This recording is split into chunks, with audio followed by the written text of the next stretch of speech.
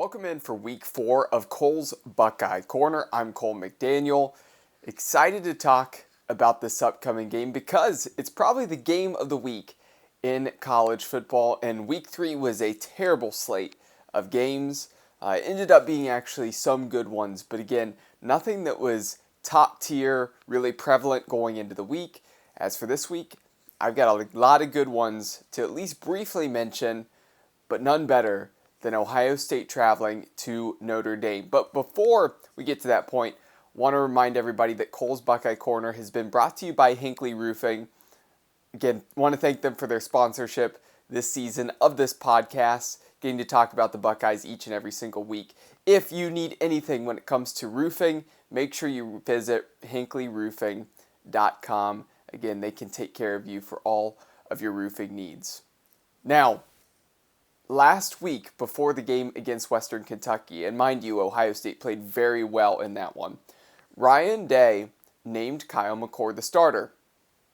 You've heard me in the past couple weeks about how I felt about that job. If it's that close, go with the guy with the higher ceiling is what I said. Regardless of the direction that Ohio State went, whether that was going to be with Brown or with McCord, it almost seemed like these are two guys where they're almost better without the competition. That was shown against Western Kentucky. Let me take a look at stats here. I can tell you that Kyle McCord went 19 of 23 for 318 yards and 3 TDs. He looked lights out in general. Not much I can complain about when it comes to Kyle McCord's play.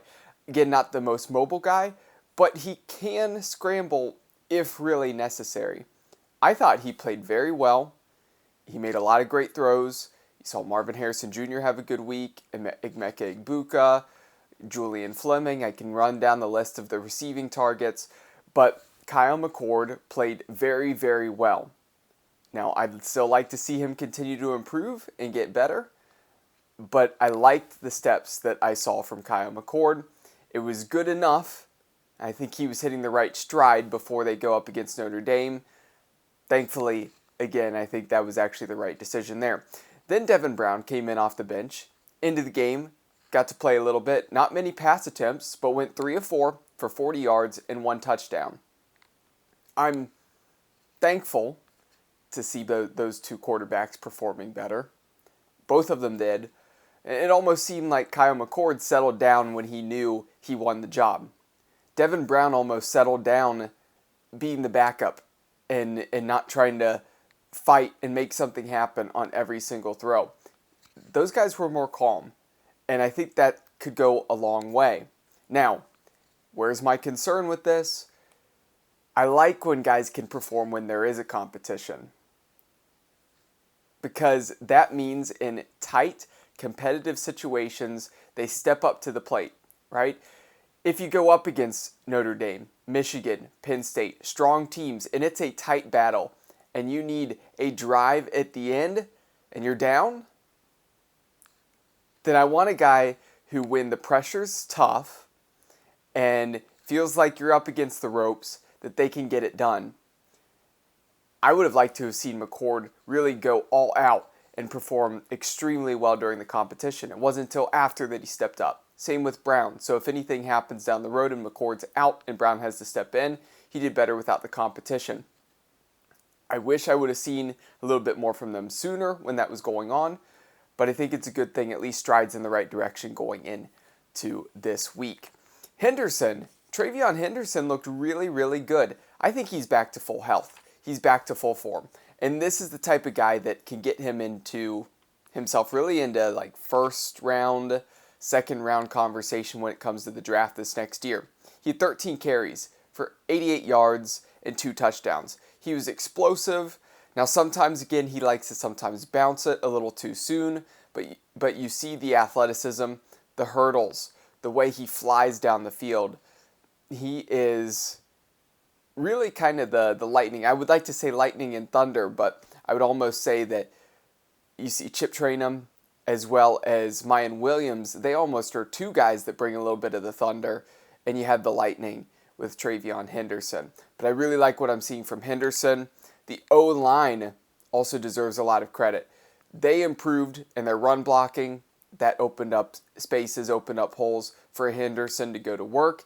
If they can continue that, it will take pressure off of the quarterback, which is a great thing. You have the talented wide receivers, but I think the run game, as long as it's better than last year, it's going to be very, very helpful if they can lean on that, and then that opens up space really for McCord to find 1v1 opportunities with Marvin Harrison Jr., with Emeka Egbuka, and those wide receivers. Next thing I want to touch on, though, Notre Dame. That's who's coming up. They have one more game under their belt compared to Ohio State, and they have been consistently dominant on their road to going 4-0 to this point. It's a reason why they're a top 10 team. And they look good with the reins at quarterback being held by Sam Hartman, a veteran guy who transferred in, and with his experience and his ability, he's shown up in the first 4 weeks and really been nearly flawless. 13 touchdowns and no interceptions. Ohio State's going to have to try to get after him, see if they can force that first turnover of the season for him. He's a guy that might actually have the edge on Sam Hartman, Kyle McCord at this moment. I might go with the experience in Sam Hartman, but it could be close, could be neck and neck. I do think that Hartman probably puts Notre Dame in a spot where they probably feel better going into this game against Ohio State than I can think of Notre Dame going into a game against Ohio State at any point in recent history. Because I think Sam Hartman's better than what they had at quarterback last year. I think he's better than what they've had in many past years. Maybe since Ohio State faced them when Brady Quinn was playing. But I'm going to say this, that Notre Dame, for some reason, they just do not match up well against the Buckeyes. Now, they could probably hope that this game actually happened a few weeks ago, because Notre Dame honestly might have beat Ohio State if this game was 2 weeks ago or 3 weeks ago. But Ohio State got to get in a little bit of a rhythm this past week, and that could really help the Buckeyes as they travel to Notre Dame. Now, even though it's on the road, Ohio State manages to fill up some of those opposing stadiums with a lot of that scarlet color in the stands. I wouldn't be surprised if you see a lot of that come this coming Saturday. Now, I was mentioning that might actually make things tough for Notre Dame if they're at home and it's like a sea of scarlet jerseys, but they already don't match up well against the Buckeyes. And what I mean by that is they're a team that I look at them and I think they have always, for years and years and years, been built on power, right? Down the seam, defensively, I think they're usually tough inside at defensive tackle. They have good linebackers that fill the holes against the run. I think they're usually pretty good at safety, with some of those safeties coming down and making tackles.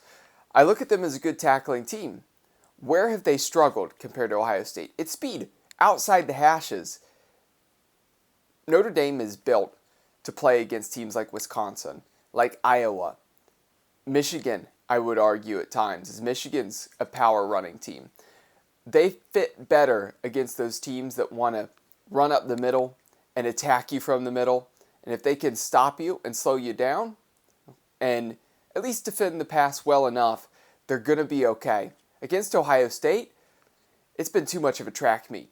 And even in close games, they've fallen behind and not been able to get it done against the Ohio State Buckeyes. And because of that speed, because that Ohio State still has that on the outside, they're way more dominant than what Notre Dame has on the outside of the hashes. They go into Notre Dame. They're going to win this 24-20. I still think it's actually going to be a close game. Defense is going to have to step up for Ohio State. They're going to have to be able to run the ball. Of course, you have those weapons on the outside. Kyle McCord's not going to play a perfect game, but I think he plays well enough that he doesn't lose a game for you. And I think even though Sam Hartman will be good, Notre Dame just quite doesn't have the same pieces as an Ohio State team that seemed to take a step in the right direction here recently. So aside from Ohio State's must-watch game, and I think that one, like I said, is going to be a battle, my other three must-watch games. Number 1, that is number 15, Ole Miss. Number 1, that is number 15, Ole Miss. At number 13, Alabama. That's Saturday at 3:30. Alabama, they have their issues. This is not Nick Saban's team of a couple years ago. I think Alabama's on the downturn, and wouldn't be surprised if Nick Saban's on his way out in the next couple of years. He's getting older. Might be time to think about hanging it up and calling it quits. He might really be thinking that way if Ole Miss comes out and wins this one. Now, I think Alabama will find a way to bounce back. They struggled against a USF team that went 1-11 last year. They just made a switch at quarterback again as Jalen Milroe going to be starting. Probably the right decision there. He's the more athletic quarterback. We'll see if they can turn it around. I do think Alabama wins, but it's going to be close. Number 2, that's number 14, Oregon State, at number 21, Washington State. And that is Saturday at 7 o'clock. Of course, going to cross over with the Buckeyes game, but a good one to flip back and forth with. Oregon State with Uiagalelei as their quarterback now. And the talent that they had from last year, this is not Oregon State of a couple years ago. Oregon State used to be a bottom feeder in the Pac-12. Now they're a legitimate contender. You need to watch out for them this season. And Washington State, they played tough against Wisconsin. Of course, they were at home, but they got the job done just a few weeks ago. I was impressed with what I saw from them in that game that I watched 2 weeks ago. That's going to be a fun one. I'm going to give the edge to Oregon State, but I'm looking forward to it. And at number 3, I mentioned one of these teams last week in a week that didn't have nearly as many good games. But number 24, Iowa, travels to Happy Valley to face number 7, Penn State. That's Saturday at 7:30. Again, one I'm going to try to flip to on commercials of the Ohio State game and check out. Drew Aller, excellent quarterback, still a young quarterback. You see all the potential. And for years here in Northeast Ohio, especially at Keon Sports, again, we've been singing the praises of Drew Aller and how good he is and how he's going to be a first-round draft pick likely here in a couple of years. And that's been showing since his time in high school at Medina. Now the world, the country, they're seeing that. They see the talent. You hear it in the big national media, right? Now he gets time, an opportunity to show up at home, night game, against a team that's typically known for a very good defense. And I expect a good one, but I don't think Iowa's offense and Cade McNamara can keep up with Drew Aller and that offense. I think Penn State's going to be too much, but I am looking forward to that one. A lot of good things this week. I'm excited about this week of college football. It's going to be an excellent slate. Make sure you tune in for as many games as possible, and then you can join me again next week as we talk about that. High school football, of course, coming up on Friday night. Make sure you tune in here on the Keon Sports YouTube channel. If you haven't hit the subscribe button already, go ahead and do so. Enjoy the rest of your evening and have a great rest of your week. Go Bucks!